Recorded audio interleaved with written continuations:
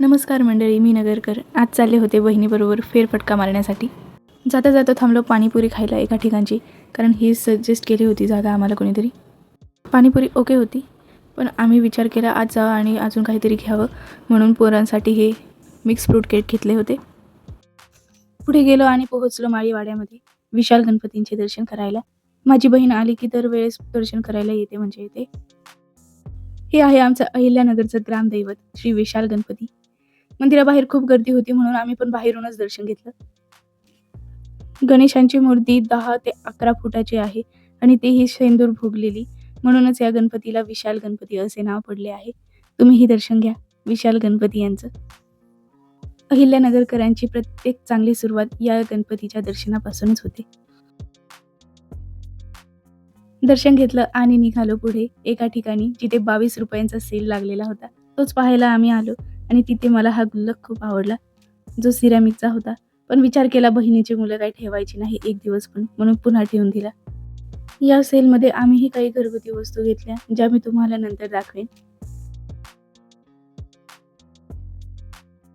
तिथेच मला हे अगरबत्तीचं स्टँड पण आवडलं होतं, पण हे वरतून थोडंसं खराब झालेलं होतं म्हणून आम्ही घेऊ शकलो नाही. नेक्स्ट टाइम कधी आले चांगला भेटला तर नक्की घेईन. वस्तू घेतल्या आणि निघालो पाणीपुरी खायला. जिथे आम्ही नेहमी पाणीपुरी खातो तिथेच आम्ही पुन्हा पाणीपुरी खायला आलो. मुलींचं पाणीपुरीबद्दलचं प्रेम तर वेगळं सांगायला नकोच नको.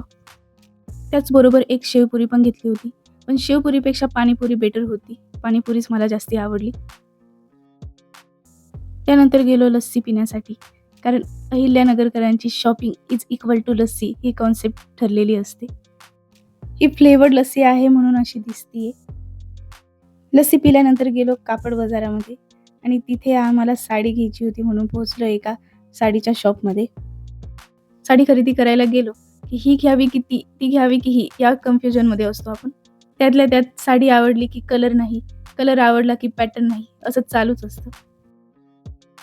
आम्ही गेलो होतो तेव्हा बांधणीच्या साड्या खूप दिसल्या आम्हाला. सो आमच्याकडे ही बांधणीची साडी नव्हती म्हणून दीदीने बांधणीची साडी घेण्याचा विचार केला. आता ती घेतलेली साडी मी तुम्हाला व्हिडिओच्या शेवटी नक्की दाखवेन. खरेदी करता करता झाली आम्हाला संध्याकाळ आणि संध्याकाळ झाल्यामुळे आम्हाला चहा पिण्याची इच्छा झाली. पण घरी जायला आम्हाला अजून वेळ होता, कारण आम्हाला अजून एका ठिकाणी जायचं होतं. त्याचमुळे आम्ही एका ठिकाणी चहा पिला आणि त्या चहाबरोबर आम्ही खाल्ले हे मुगाच्या डाळीचे भजी. चहा पिल्यानंतर गेलो आम्ही एका रिलेटिव्हकडे, ज्यांनी आमच्यासाठी बनवला होता वडा सांबर, जो टेस्टला एकदम छान होता.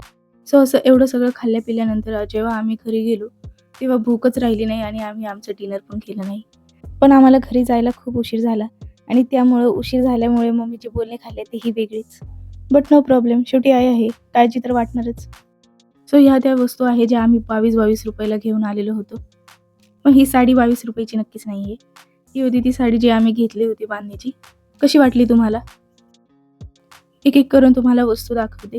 हे आहे गुल्लक, सोबतच हे आम्ही दुधावर ठेवण्यासाठी झाकणी आणली होती, टिश्यू पेपर आणि ह्या बरण्या आणल्या होत्या छोट्या मोठ्या वस्तू ठेवायला, आणि हे डस्टपॅड पण होतं. सोबतच हे होतं स्क्रब. काही जण म्हणतात की हे खराब होतं, पाहू आता निघतं की काय कळलं नंतर. आणि हे घेतलं होतं वायपर. ह्या बरण्यांचे 2 सेट घेतले होते आम्ही, एक दीदीला आणि एक मम्मीला. सोबतच हे पेपर सोप जे मुलांसाठी घेतलं होतं, पण ह्यांना पहिले आम्ही वापरून बघू, चांगले वाटले तरच मुलांना वापरायला देणार. तुम्ही अहिल्यानगरमध्ये राहत असाल तर तुम्ही गेला होता का या 22 रुपयाच्या सेलमध्ये? हे पिझ्झा कटर पण आम्ही 22 रुपयालाच घेतलेलं आहे. एवढ्या स्वस्त वस्तू आम्हाला भेटल्या. सोबतच या क्लॉथ क्लिप ज्यांचं उद्घाटन पोरांनी आधीच केलं, आणि या लीड पेन्सिल पण आणल्या होत्या 22 रुपयाला, ज्या मुलांना खूप आवडल्या. पण मुलांपेक्षा जास्ती मलाच आवडली म्हणून मी एक मला स्वतःला पण ठेवून घेतली. सो असा होता माझा आजचा ब्लॉग, जो मला फूड ब्लॉग जास्ती वाटला. तुम्हाला कसा वाटला कमेंट करून नक्की सांगा, आणि आवडला असेल तर लाईक, शेअर अँड सबस्क्राईब करायला विसरू नका. भेटूया नवीन ब्लॉगमध्ये.